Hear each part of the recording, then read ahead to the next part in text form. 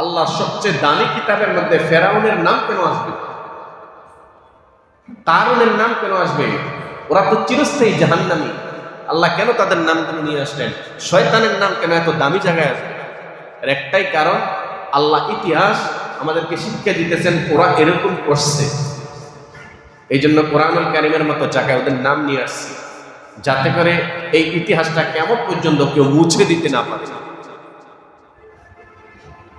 এই কথাটা আল্লাহ পাক রব্বুল আলামিন বলতেছেন। মুসা আলাইহিস সালামের সাথে তাদের কথাবার্তা চলতেছে। মুসা আলাইহিস সালাম বললেন, হে আমার সম্প্রদায়, তোমরা কেন সারা দুনিয়ার সবও যদি আল্লাহর সাথে বেঈমানি করো, আমার আল্লাহর কোনো কমতি হবে না। وقال موسى إن تكفروا أنتم ومن في الأرض جميعا فإن الله لغني حميد। আল্লাহ রাব্বুল আলামিনের নবী মুসা তাদেরকে বলেন, ইন তাকফুরু আনতুম, যদি তোমরা আল্লাহর সাথে বেঈমানি করো, ওমান ফিল আরদি জামিআ, আর সব মানুষ যদি আল্লাহর সাথে বেঈমানি করে, ফা ইন্নাল্লাহা লাগনিয়্যুন হামিদ, তো মনে রাখো আমার আল্লাহ তোমাদের বেঈমানির কারণে আমার আল্লাহর কোনো সমস্যা, লাগনিয়্যুন হামিদ, তিনি আমার আল্লাহ, তিনি তাওয়াঙ্গুর, বেনিয়াজ, অমুখা ব্যক্তি, তিনি তো প্রশংসিত। আল্লাহর বদনাম করে তোমরা কি করতে পারবা? আলাম ইয়াতিকুম নাবাউল্লাযীনা কাফারু মিন ক্বাবলিহিম কওমি নূহিন ওয়া আদিন ওয়া সামুদ, তোমাদের কাছে কি তোমাদের পূর্বের লোকের খবর আসে না? কওমি নূহ, নূহ সম্প্রদায়ের খবর কি তোমরা জানো না? আদ সম্প্রদায়ের খবর কি তোমরা জানো না? সামুদ সম্প্রদায়ের খবর তোমরা কি জানো না? এগুলা তো তোমাদের জন্য বলা হচ্ছে শিক্ষা নেওয়ার জন্য। ওয়াল্লাযীনা মিন বা'দিহিম লা ইয়ালামুহুম ইল্লাল্লাহ, যেগুলার খবর শুধু আল্লাহই জানে। এখন থেকে দেখেন 1971 সালে যারা যুদ্ধ করছে তাদের সংখ্যা এখন খুব বেশি নেই, কারণ 71 সালে যে লোকটা যুদ্ধ করছে, 71 সালেই যদি ওর জন্ম হয়ে থাকে তাহলে ওর বয়স বর্তমানে 55। কত? 55। কিন্তু যদি মুক্তিযুদ্ধ করে থাকে 10 বছরের আগে তার মুক্তিযুদ্ধ কেউ হবে না। একটা মানুষ ঠিকমতো দাঁড়াইতে 10 বছর লাগে, তো 10 বছর যদি বয়সে মুক্তিযোদ্ধা হয় তাহলে ওর বয়স হলো 65। 20 বছর বয়সে যদি সে মুক্তিযোদ্ধা হয় ওর বয়স 75।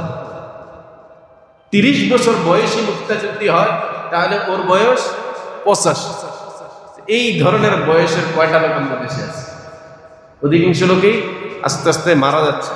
তো আজ থেকে 30 বছর পর 2-1 মুক্তিযোদ্ধা বেঁচে থাকেন কিনা আল্লাহ জানে, আর 50 বছর পর মোটামুটি আর পাওয়া যাবে না। তো 50 বছর পর এরপরে যে লোকগুলো মুক্তিযুদ্ধের ঘটনা শুনবেন, ওরা কোনো ব্যক্তির থেকে আর শুনতে পারবেন না, ওরা শুধু ইতিহাস নির্ভরেই থাকবে। যে যদি সরকারি দল ইতিহাস লেখে একরকম, বিরোধী দল যদি ইতিহাস লেখে আরেক রকম, অমুক দলের লোক যদি ইতিহাস লেখে একরকম, আরেক দলের লোক যদি ইতিহাস লেখে আরেক, প্রত্যেকেই তার নেতাকে মুক্তিযুদ্ধের বড় সংগঠন হিসেবে তুলে ধরবেন। এটাই দুনিয়ার বাস্তবতা। এখন ওই যে এখন যারা মুক্তিযোদ্ধা বেঁচে আছেন, আপনি তাদের জবান থেকে যদি শোনেন এটার অনুভূতি হবে একরকম, কিন্তু আজ থেকে 100 বছর পর যদি বাংলাদেশ কখনো থাকে দুনিয়াতে, সব দেশ তো আর দুনিয়াতে কিয়ামত পর্যন্ত থাকবে না। সব দেশ কি থাকবে? কত দেশ এখন আছে, 200 বছর পরে গিয়ে ওই দেশে আর থাকবে না, ওটা মহাসাগর হবে। আজ থেকে 10,000 বছর আগে দেশ ছিল, এখন দুনিয়াতে ওটা দেশ নাই, ওটা একটা মহাসাগর। এরকম আছে না? দুনিয়ার উত্থান পতন এটা আল্লাহ করবেনি কিয়ামত পর্যন্ত। কোথায় দেশ থাকবে, কোথায় নদী হয়ে যাবে। বাংলাদেশের মধ্যেই তো কত এরকম জায়গা আছে, 20 বছর আগে ওটা গ্রাম ছিল, এখন ওটা একটা জ্বলন্ত নদী। পানি চলতেছে, ওখানে গ্রাম যে ছিল এটার কোনো আলামতে নেই।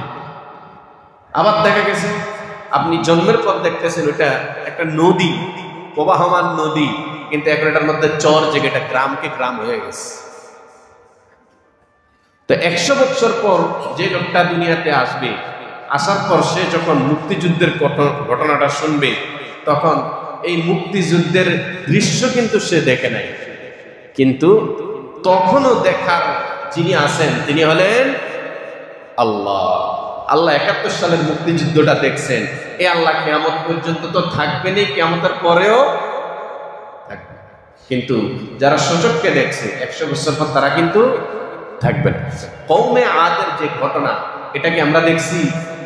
আমার নবী দেখছেন? নবীর আগে যিনি ছিলেন তিনি দেখছেন? দেখেন নাই। আল্লাহ কথাটাই বলতেছেন, হে বনি আদম, এই যে কওমে আদ, কওমে সামুদ, এই ঘটনাগুলো তাদের উপর যে আসমানি গজব এসেছে, তারা যে ধ্বংস হয়ে গেছে। কওমে লূত যে জায়গার মধ্যে তারা অপকর্ম করেছে, ওইটা এখন নদী, ডেড সি, মৃত্যু নদী, এটা জর্দানে। মনে করেন ওইগুলা দেখার মতো কোনো লোক আছে? নাই। ওইগুলা আমাদের কাছে পৌঁছানোর মতো কোনো লোক আছে? নাই। তা আল্লাহ পাক রব্বুল আলামিন এই কথাটাই বলেন যে তারা তো ওই সময়ের ঘটনাগুলো, এগুলা তো তোমরা জানতা না, আমি আল্লাহ তোমাদেরকে জানাইছি বলেই জানতে পারছো। ওয়াল্লাযীনা মিন বা'দিহিম লা ইয়া'লামুহুম ইল্লাল্লাহ, যা আল্লাহ ছাড়া কেউ জানতেন না। জাআতুহুম রুসুলুহুম বিল বায়্যিনাত, সত্য নবী তোমাদের নিকটে এসেছে স্পষ্ট দলিল প্রমাণ নিয়া। ফারাদ্দু আইদিয়াহুম ফি আফওয়াহিহিম, আল্লাহ পাক রব্বুল আলামিন বলেন, আমার নবীগণ যখন নাকি তাদের নিকট আসমানি কিতাব নিয়ে আসছে, ফারাদ্দু আইদিয়াহুম ফি আফওয়াহিহিম, এই কাফেরগুলো তারা রাসূলের কথা বিশ্বাস করে নাই, মুখের মধ্যে হাত মেরেছে, আঙ্গুল কামড়াইছে, অথবা তাদের থেকে মুখ ফিরে এনেছে। ওয়াকালু ইন্না কাফারনা, তারা কি জবাব দিছে? ওয়াকালু, তারা বলল, ইন্না কাফারনা বিমা উরসিলতুম বি, তোমরা যে কিতাব নিয়ে আসছো, তোমাদের নিকট যে কিতাব নাজিল হয়েছে, এগুলাকে আমরা বিশ্বাস করি না। ওয়া ইন্না লাফি শাক্কিম মিম্মা তাদউনানা ইলাইহি মুরিব, আর এগুলার মধ্যে যে কিতাব তোমরা নিয়ে আসছো এগুলাকে বিশ্বাস তো করিয়ে না, এগুলার উপর আমরা পরিপূর্ণ সন্দেহ করি। এটা যে আল্লাহর কিতাব, এ ব্যাপারে আমাদের পূর্ণ সন্দেহ আছে। ক্বালাত রাসূলুহুম, তখন নবীগণ বললেন, আফিল্লাহ, তোমরা কি আল্লাহর ব্যাপারে শাক্কুন, সন্দেহ করো? ফাতিরিস সামাওয়াতি ওয়াল আরদ, তোমরা কি ওই আল্লাহর ব্যাপারে সন্দেহ করো? ফাতিরিস সামাওয়াতি ওয়াল আরদ, যিনি আসমান জমিনের স্রষ্টা। ইয়াদউকুম লিয়াগফির লাকুম, তিনি তোমাদেরকে ডাকতেছেন দিবারাত্রি। আল্লাহ তো নাফরমানদেরকে দিবারাত্র ডাকতেছেন, বাজা বাজা আসে হস্তি বাজা উৎপুরুস্তি বাজা, যে নিজেকে ভুলে গেছো সে আমার থেকে ফিরে আসো, যে মূর্তি পূজা করতেছো সে আমার থেকে ফিরে আসো। লিয়াগফির লাকুম মিন যুনুবিকুম, আল্লাহ তোমাদেরকে ডাকতেছেন যাতে করে তিনি তোমাদেরকে ক্ষমা করতে পারেন। ওয়া ইউআখিরুকুম ইলা আজালিন মুসাম্মা, যাতে করে একটি নির্দিষ্ট সময় পরিমাণ তিনি তোমাদেরকে অবকাশ দেন। ক্বালু, এই কথা বলার পর তারা বলল, ইন আনতুম ইল্লা বাশারুম মিসলুনা, তোমরা তো নিজেদেরকে নবী দাবি করতেছো, তোমরা তো আসলে কিছুই না, তোমরা আমরা মতোই মানুষ। নাউযুবিল্লাহ। এত বয়ান করার পর এখন কি বলতেছে? যে তোমরা তো কিছুই না, ইল্লা বাশারুম মিসলুনা, তোমরা আমাদের মতোই কি মানুষ। তুরিদুনা আন তাসুদ্দুনা, তোমরা চাইতেছো আমরা, তুরিদুনা আন তাসুদ্দুনা আম্মা কানা ইয়াবুদু আবাউনা, আমাদের বাপ দাদা যেই ইবাদত করত, যেই মূর্তির ইবাদত করত, তোমরা চাও আমাদেরকে সেই ইবাদতের রাস্তা বন্ধ করে দিতে। তারা মনে করতেছে এই কথা। দেখেন, এটা শুধু নবী রাসূল নয়, ওলামায়ে কেরাম যখন মানুষদেরকে দ্বীনের দাওয়াত দেন, আসলে এই দাওয়াতটা একেবারে নিঃস্বার্থ দাওয়াত। এই দাওয়াতটা নিঃস্বার্থ দাওয়াত। কত মানুষ মনে করে হুজুর বুঝি হুজুরের দল ভারী করার জন্য আমগো দাওয়াত দেয়, হুজুর বুঝি আমগো নামাজের কথা বলে, ধর্মের দিকে ডাকে হুজুরের দল ভারী করার জন্য। এরকম বলে না হুজুররা দল ভারী, ভাই দল ভারী করার জন্য। তুমি যদি বেঈমান হয়ে মারা যাও তো হুজুরের সমস্যাটা কি? তুমি যদি চোর হয়ে মারা যাও হুজুরের কি লস কি?